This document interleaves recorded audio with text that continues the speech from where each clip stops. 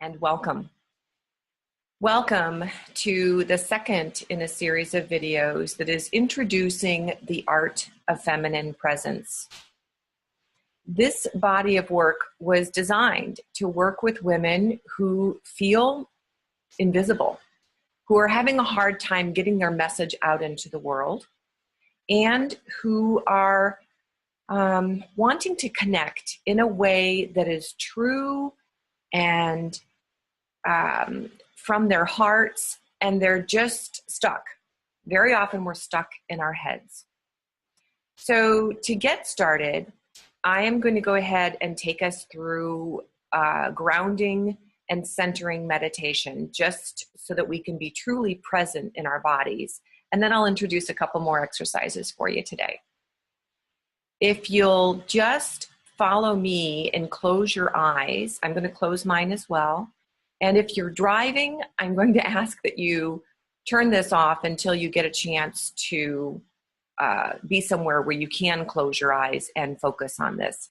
I'm also asking for those who might be multitasking, this is something that I do very often when listening to teleclasses, to close out of everything else and truly participate in full. This is an investment just for a few minutes in you. So we'll start by feeling our feet firmly planted on the ground. Let them just feel heavy, like they're growing roots and reaching deeply into the core of Mother Earth. That energy source that is always there for us, and we forget about it and run around depleted very often. So by just letting that be, letting our legs just rest and feel held, we also want to breathe into our lower abdomen, allowing that breath to travel down our spine and go down into our lower belly, where we have a bowl that we can collect and pull energy up from Mother Earth, and then to call all of our parts back. So actually wiggle your bottom in the seat a little bit so that you're truly feeling the support, feeling your bottom, a half of our bodies, which are so often neglected. And a couple more deep breaths in through the nose and exhaling through the mouth, almost with a sigh.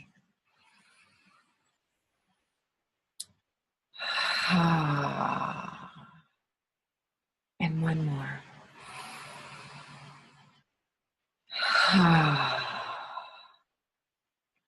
And allowing that energy to flow through our system, where it totally invigorates us and it brings us into our present moment and into our body. The next that we want to focus on is heading to the center of your awareness, which for most people is in the center of our head, could be the center of your heart. And what we want to do is stand in the middle of that space. Imagine us standing in that space and looking around outside at all of the places where we have left behind some of our energy, possibly a part of our heart or soul, and definitely some of our attention. And we want to just say, come on back.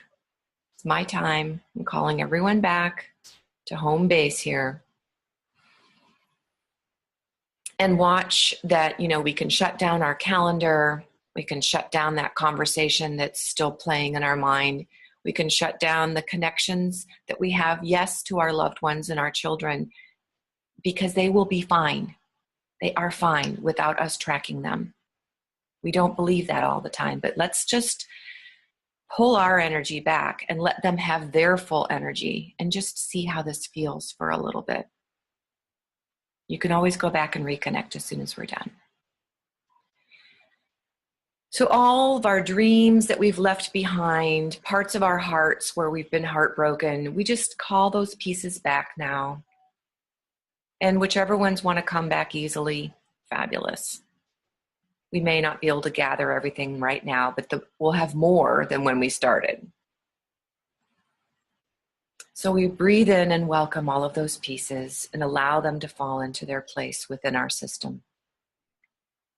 And the last piece is to plug in to our divine source.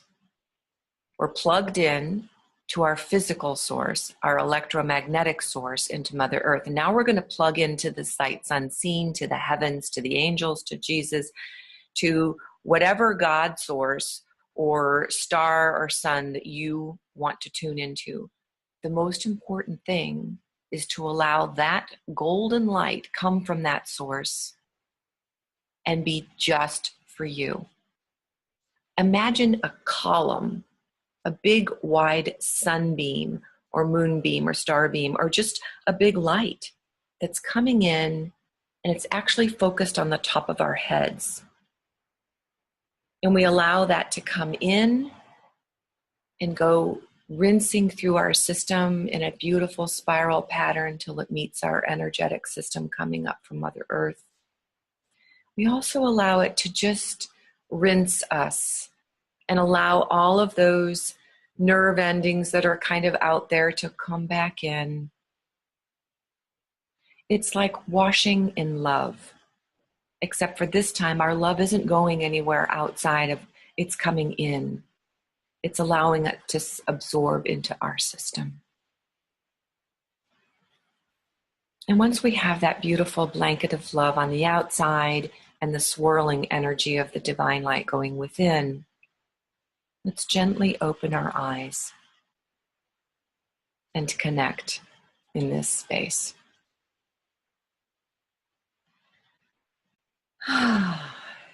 So welcome, and welcome home.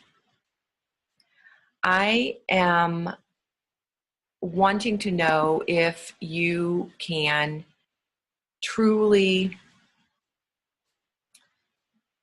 be honest with yourself today. I'm going to take you through some questions. And if you want to jot down the answers, or you want to jot down the questions and think them through later, that's totally fine. Yet, we want to actually do some exploration. And one of them is to think about the last time you walked into a social situation where you were uncomfortable. Could be a party where you didn't know very many people. Could have been a networking situation. Could have been walking into an interview for a new position or a new role. And imagine what's going on in your system. Imagine what's going on in your head. This is where we go into our unconscious modes, because we jump out of our body being afraid and wanting so much to do good and to be connected and to say the right things and make sure we're looking appropriate. And what happens is, by doing that, we are disconnecting from this beautiful space of being present in our bodies. So this is a question for you. When you're in that uncomfortable situation, do you tend to shrink back? There's lots of ways to shrink. We can mess our, kind of shrug or inwardly shrug our shoulders. We can actually lose a couple inches in our height. We can take steps backwards. We can do lots of ways of shutting down our light so that we're not really seen. We're not too bright, and we can just kind of be a fly on the wall. I know how to do that really, really well. And I'll go and I'll find a corner where I can observe and just see how I don't fit in and go into comparison mode or go into my head or whatever. So I know how to do that one. But the other one that I know how to do, and I'm wondering if any of you do as well, is around pretending. It's the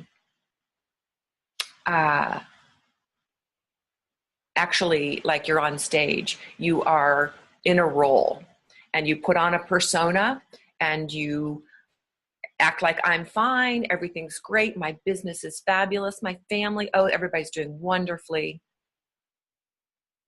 And you're actually acting. You're in a different space again from being true to where you are in here. And you know what? So many of us do this that we're used to that. So when we walk into a party, there's very few people that we really feel see us. There's very few people that we can see. And we play the game with each other all the time. I'm curious how this lands for you. I'm curious where you jump out of your body. And if you can start noticing that you're doing that and allow yourself to, without judgment, without reprimand, because we're so good at being critical of ourselves, to just kindly say, come on back. I want to go home. I want to be in my home. This is where my connection to myself allows me to connect with others. So an example of this would be, a few weeks ago I did a video blog based on how to answer the question, what do you do? We get this all the time. What do you do? And we can answer in our role. You know, I'm the PTO chairman, I'm this, that, and the other. I have 3 children, I live in University City, whatever. We are so brilliant at being able to answer that in our roles. But what makes us nervous is if we really could be honest and say who I am. What do I do in the world? Who am I in the world? What is my value in the world? Those are scary questions. So we have our pat answer and we give the title that we carry on our business card. And we say what organizations we're affiliated with or where our kids go to school so that we can fit into the boxes and people can make judgments based on what they're hearing from us. And what I'm going to challenge you to do is the next time that you're presented with that question, or you're allowed to stand up and introduce yourself and what you do for a living in a networking situation, you've got 20 seconds, 30 seconds. To when you stand up, take a breath and pause and connect with everyone from your vertical core. And by that, I mean you're standing grounded in your legs. You can put your attention into your lower abdomen and you beam your heart at them. From this place, whatever you say, it doesn't matter. It's going to come from you. And that's what's the connecting piece. It's nice to have some words that are somewhat prepared. However, it's not about that as much as it's the presence that speaks volumes way more than the words. So I'm going to give you a demonstration. And what we call this exercise in the Art of Feminine Presence classes is head bubble. So someone has just come up and asked me, what do you do? And immediately I take a breath and I answer from a place that says in a more connecting way. I'm Deborah Leanne. I'm a women's leadership catalyst, and I am passionate about supporting women, guiding them on their journey of finding their confidence, their unique brilliance, and then they can go on and inspire change in the world. That's what I'm about. I don't know how that landed with you. It felt good in my system, but I think I was still even in my head. And this is where I tend to be. Before I learned this work, I would be up here so much that even my voice changes. It sounds more like this. Hi, I'm Deborah Leanne, and I'm a women's leadership catalyst, and I love supporting women in their leadership development path. And I speak faster, I speak in a way that's not very connecting, and it doesn't even ring true.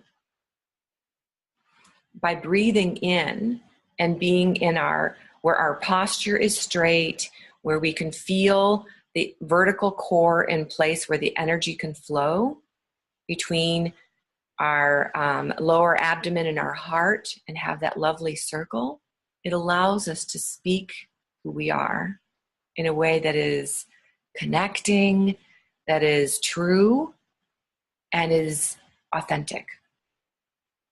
So, vertical core is something that I would love for you to practice.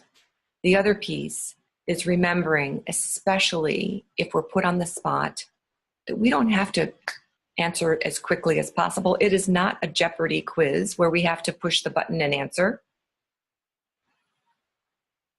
We can take a breath. In fact, I find speakers that do that. I find women that I meet that do that. When they speak, when they take that pause, I'm more drawn in and so curious and really ready to hear whatever it is they say. So dropping out of our heads and back into our bodies. So out of your head bubble, down lower. Your voice has more resonance, and you will come across more confident and grounded. This is the beginning of truly being seen. So the other piece that I wanted to practice today, and I just want to do a quick check on time, is the projecting. It's truly related to this same theme that we're on, and we do it all the time. So if you were to be on a call, let's say you're in fundraising and development, and you're out talking to a big donor, you're already nervous. You're already wanting to make sure that you say the right things and have your story down. You want to make sure you remember all the things you did on the research about them so that you can communicate and connect. And somewhere in that building a relationship piece, we shift into the pitch, the memorized part. What would it be like if we didn't go in there saying, I wonder how much they're going to give me. I think they're going to give me a check. This is my 4th visit, so statistics show that I should be getting money today from this person. And I wonder how we'll reward them. And we already have all of these things going in our head, and we are losing our connection to that person. And they can feel that. And there's even a way to shift gracefully and say, it's been great learning about what's going on with your kids, and I'm so excited about where your youngest is going to college. And shifting from this place, I would love to talk about why I'm here. And coming from that place of being honest, that I'm shifting into getting ready to ask you for money, right? So when we're in projection mode, we're automatically thinking, I want them to like me, I want them to like me, I want them to like me, I wonder how much money. We're out of our heads. And what we want to do is come back into our body and just stay present. When we are present, no matter what goes on in that meeting, we've got this. And we really will probably have better results. But more importantly, the person can relax across the desk, because they're knowing that you're not there needing anything from them. And we do this. We do this in our relationships with our partners, with our children, with potential clients, with people that we want so badly to like us. And where we are coming from a place of wanting so badly for you to like me, we're not coming from here. And that person feels that ickiness of having your energy focused like that at them, and they're not going to stay connected. So the challenge, another challenge, would be to allow the next time you have this, even if it's practicing in front of a mirror, but the next time you have one of these challenging communication conversations, these the ones where you're tempted to leave your body, it might even be with your child, talking about a sensitive subject. Just practice. Practice being whole and full already. Yes, our loves, our hearts are so connected to these dear ones that are our children or our loved ones. Yet when we are full of just us, you will be amazed. If you have a teenager, they might open up and start talking because you're not pressing or needing anything from them. If you have a young one who is autistic, I've seen mothers of autistic children, when they are not so worried and sending their energy out, that those children are so sensitive. And when you just sit and you are in love with you and just beam love at them, they'll come over and cuddle. I mean, it's so different. The relationships can transform. Marriages, partnerships have transformed because our partners want us to be 100% and full. It's some of them like the needing, that we need them for something, that we want them in our life for a reason, but that's exhausting. Have you ever tried to carry everybody else's stuff on you? What a weight on your shoulders. So what would that be like if you could actually get to a place where you were coming from the completeness of you and relating to another and allowing them to be in their completeness of them? I have to tell you, it's worked wonders with my teenage girls. It has also taught me how to model for them how to be in relationship. As they begin their dating years and one's in a pretty serious relationship, I want her to see what it feels like, what it looks like to be in charge of herself, because she's seen her mom do it. And I don't do it all the time, but I know how to pull it back in. And she knows what it feels like on both ends, on her end and on my end. So those are the couple of the exercises that I had outlined for you today around not projecting, but turning your focus back inward, about staying in your vertical core. And then the head bubble, coming from a conversation up here doesn't connect. Speaking from this place is much more authentic, it's more real, and it offers the other person a chance to be in relationship with us in a more true place. So I'm just curious if anyone has any questions.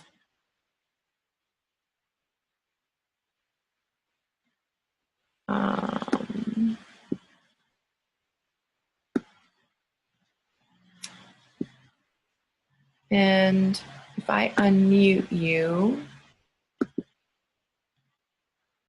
So how did that land for you, Carmen? Do you have any questions on that?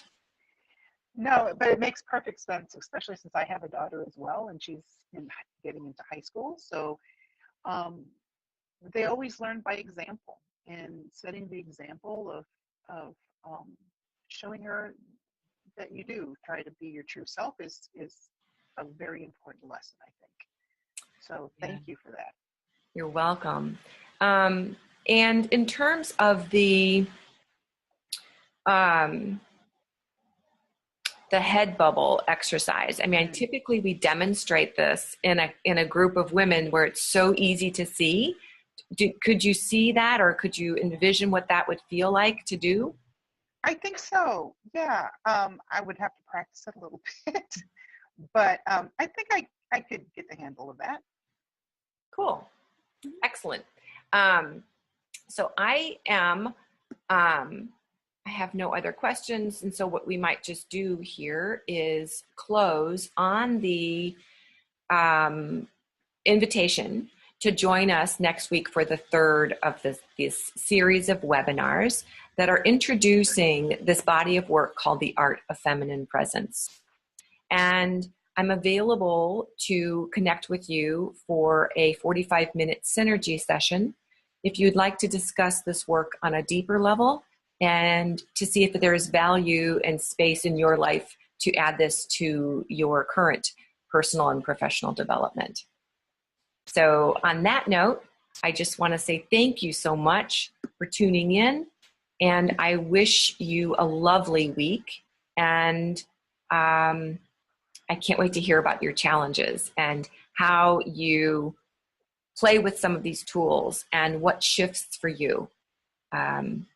So keep an eye open and remember to go home. Take good care.